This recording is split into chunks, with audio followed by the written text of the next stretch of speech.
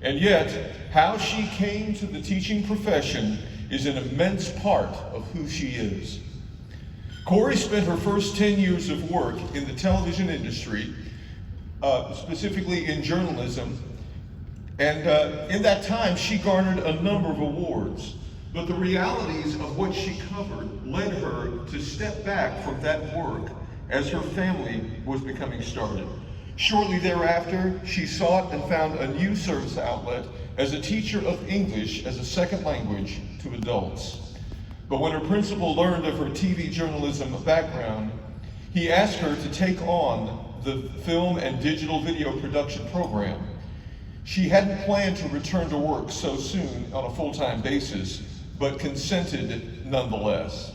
Like many, her first years, specifically the first couple, they were filled with struggles, with questions, and second guessing. But now, after 9 years, she has some new titles: educator, mentor, and equity advocate. Today, she directs Steve's Club, which supports students struggling with grief situations. She also leads the Steve's Club Scholarship Program, which to date has awarded $6,000 to graduates of that group, as well as organizing and operating an equity and equality committee whose goal is to support equitable solutions to tensions experienced by individuals who are Black, Latin, LGBTQ, Muslim, Jewish, female, or any other marginalized group. Would you please join me in welcoming our recipient of the Human and Civil Rights Leadership Award, Corey Walls. Let's go. Let's go.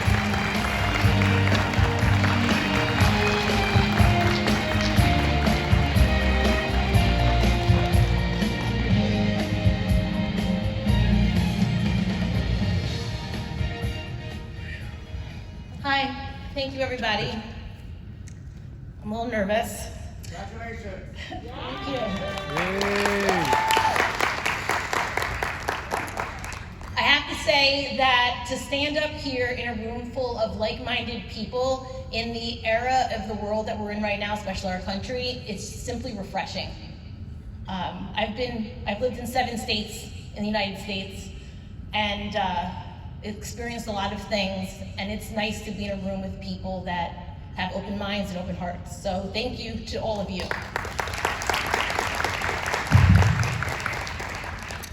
I want to thank the Florida Education Association Human and Civil Rights Committee, its officers, and the Palm Beach CTA HCR for seeing my vision to support students when they're at their lowest.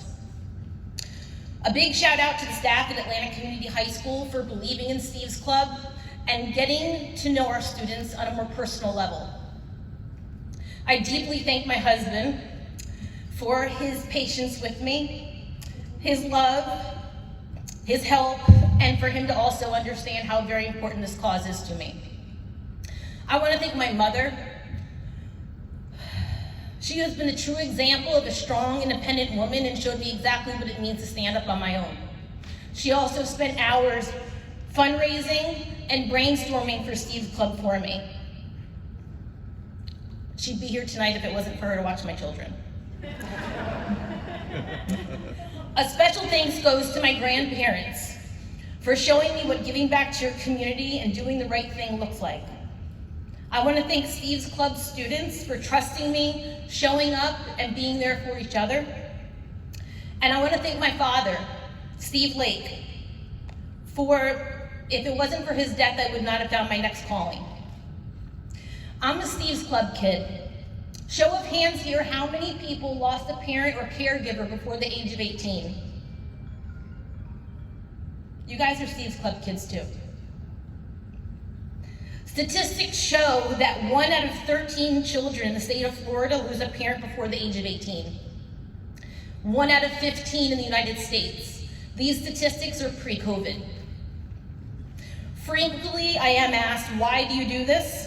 And it's hard for me to explain to people who don't know me, but it's just who I am. It's my upbringing, it's my professional experience, it's my personal experience.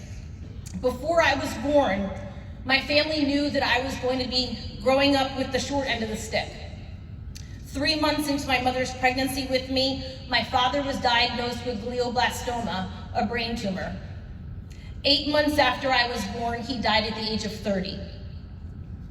I was raised in the suburbs of New York City in a single-parent home with my mother, and my grandparents were a daily influence. And looking back, I feel very lucky to be brought up in Ossining, New York, a culturally, racially, religiously, and economically diverse community. And just through this exposure, I have an appreciation to learn more about people other than myself. However, as much as we had this beautiful salad bowl in my hometown, I still felt alone.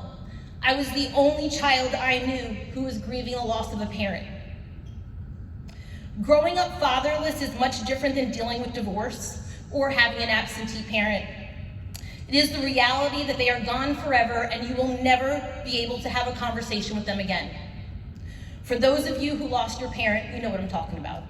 For me, I never knew my father's voice, the sound of his voice. Statistics also show that 50% of children who lose a parent before the age of 18 either go down one of two roads: a road of rebellion, lack of motivation, and crime, or a road of independence, grit, determination, and are highly successful. To give you an idea, 13 of our 46 presidents lost a parent before the age of 18. So let's talk about leadership there. I want my students to go down the right path. I have met students who have lost a parent over the years teaching, but 3 years ago, I had 10 students on my roster that had lost at least one, if not both parents. That's when Steve's Club was born, named after my father, Steve Lake. Steve's Club is a safe, private space for grieving students to meet each other who get it. As of today, and the numbers always grow, we have 48 students on campus identified as losing at least one parent.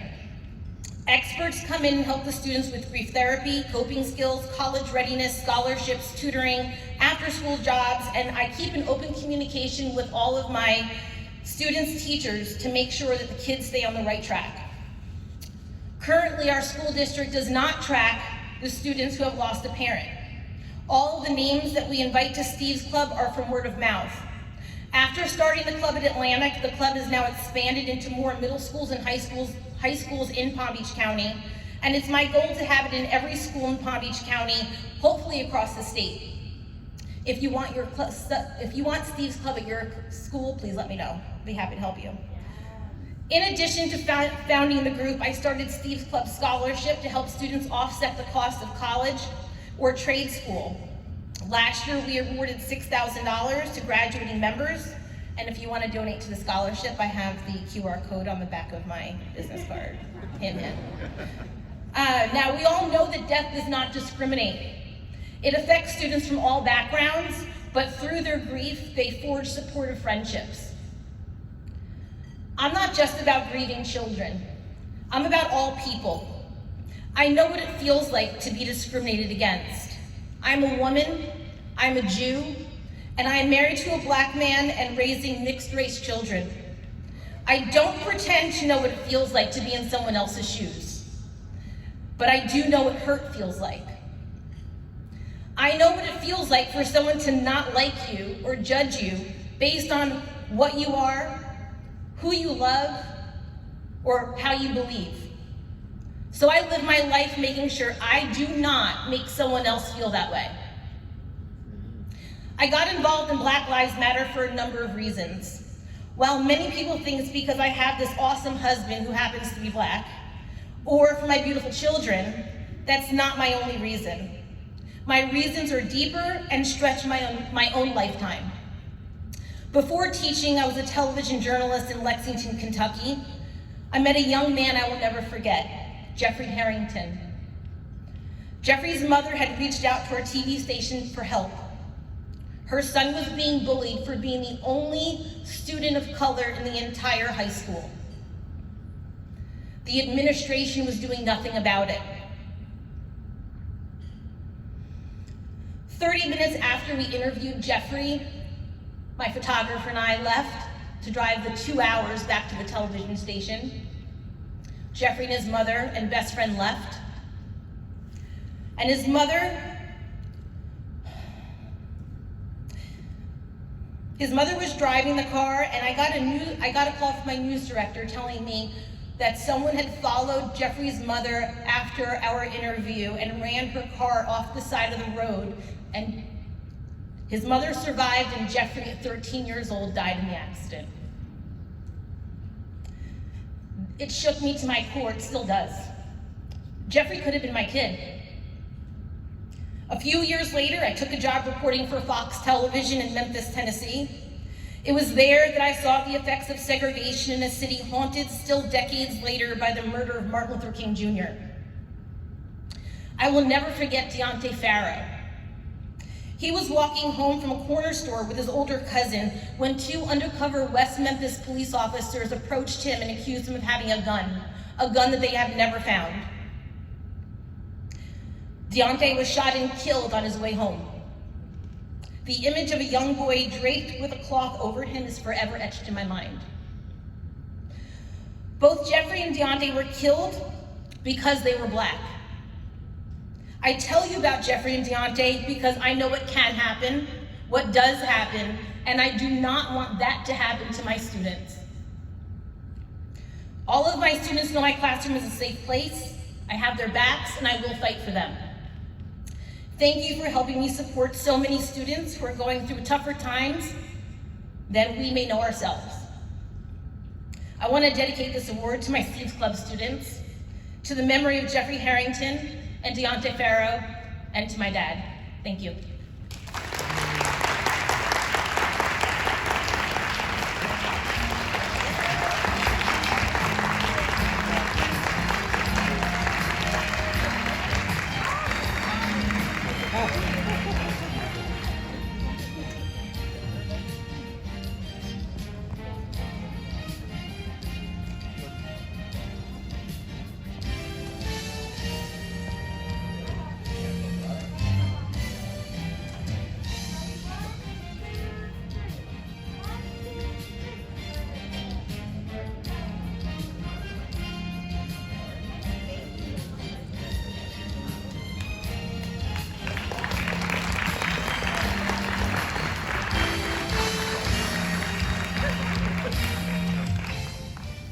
Congratulations, Corey Walls. We have